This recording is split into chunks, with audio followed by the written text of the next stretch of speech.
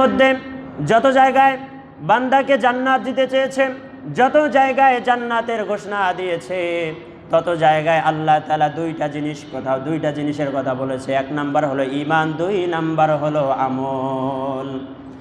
ইন্নাল্লাযীনা আমানু ওয়া আমিলুস সালিহাতি কানাত লাহুম জান্নাতুল ফিরদাউস।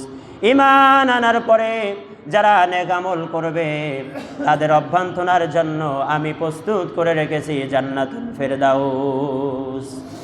ঈমান আনার পরে যারা নেক আমল করবে তাদের জন্য জান্নাতুল ফিরদাউসের ব্যবস্থা আমি আল্লাহ করে রেখেছি। বলেন সুবহানাল্লাহ। দুই নাম্বার আমল। দুই নাম্বারে কি? আমল। তিন নাম্বার হলো ওয়াতাওয়াসাউ বিল হক। তিন নাম্বার হচ্ছে হক কথা বলা। তিন নাম্বারে কি? অনেক ইমানদার আছে, ঈমান আনলো, নামাজ পড়লো, রোজা রাখলো, হজ করলো, কিন্তু হক কথা সে আর বলে না। হক কথা না বললে আপনার ঈমান পরিপূর্ণ হবে না, আপনি জান্নাতে যেতে পারবেন না। হক কথা বলার নিয়ম আল্লাহ রসুল সাল্লাল্লাহু আলাইহি ওয়াসাল্লাম আমাদেরকে শিখিয়েছেন। যদি তুমি তোমার চোখের সামনে কোনো অসৎ কাজ, কোনো খারাপ কাজ সংঘটিত হতে দেখতেছো, তোমার যদি ক্ষমতা থাকে তুমি হাত দিয়ে সেটাকে বন্ধ করে দাও। এই হাত দিয়ে আল্লাহ তাআলা ক্ষমতার হাত বুঝিয়েছেন।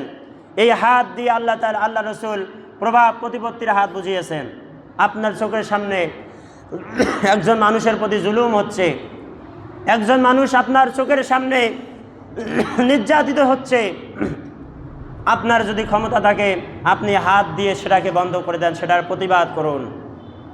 কিন্তু আজকে আমরা দেখতে পাই অনেক ভিডিও আমাদের চোখের সামনে আসে, মানুষকে হত্যা করতেছে আর সাধারণ মানুষ দাঁড়িয়ে দাঁড়িয়ে ভিডিও করতেছে। কি করতেছে? ভিডিও করতেছে, অথচ বাধা কেউ দেয় না। কি আজব আমাদের সিচুয়েশন দাঁড়িয়েছে।